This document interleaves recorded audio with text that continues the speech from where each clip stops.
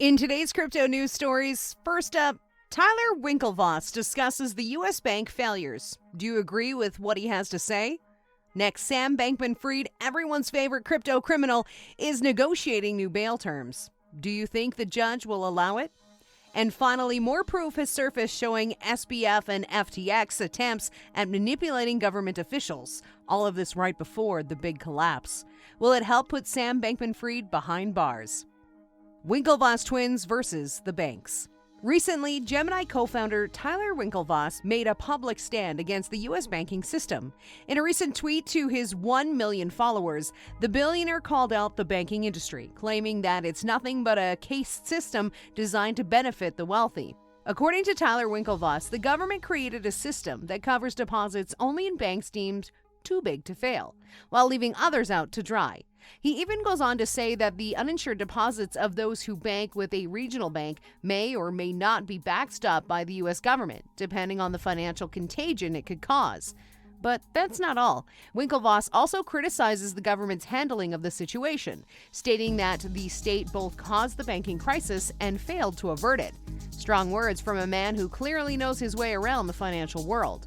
And if you're wondering what this means for the crypto community, Cameron Winklevoss, the other Gemini co-founder, says that the Federal Reserve's recent growth of its balance sheet to rescue the banking system is giving people more reasons to accumulate Bitcoin. Do you agree with Tyler Winklevoss's take on the U.S. banking system? And do you think these recent bank failures will help Bitcoin adoption? Let us know in the comments below. Sam Bankman-Fried's bail terms. More trouble?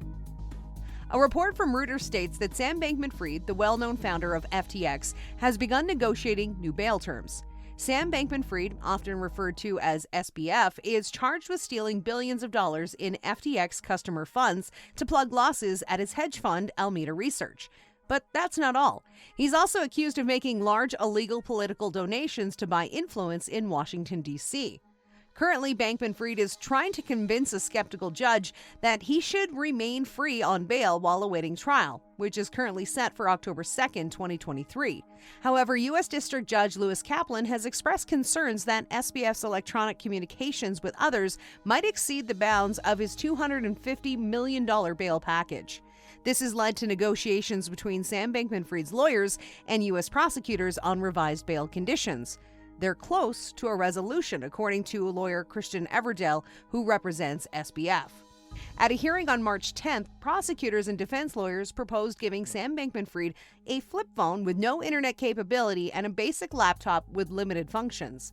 However, Judge Kaplan believes this is too generous, saying Bankman-Fried was inventive and could conceivably find a way around the restrictions without being caught. In a letter filed on Friday night in Manhattan federal court, Everdale also sought the judge's permission to let Bankman-Fried use a laptop to access FTX materials. The laptop would lack monitoring software or restrict Bankman-Fried's internet access, but a lawyer or paralegal would oversee his use and take the laptop away when he is finished with it.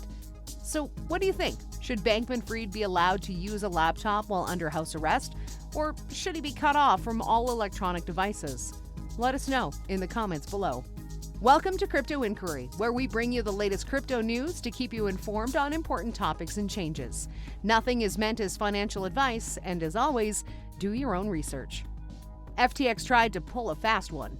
It seems that disgraced ex-cryptocurrency kingpin Sam Bankman-Fried and his since-bankrupt company FTX scored a meeting with the top regulator and sought to sway them to adopt industry-friendly rules just months before the historic collapse of FTX. Emails obtained by the watchdog group Protect the Public's Trust and shared with the Washington Examiner show that FTX pitched the Federal Deposit Insurance Corporation on why it was apparently poised to be a superior cryptocurrency exchange and was swiftly granted a meeting with its chairman, Martin Grunberg.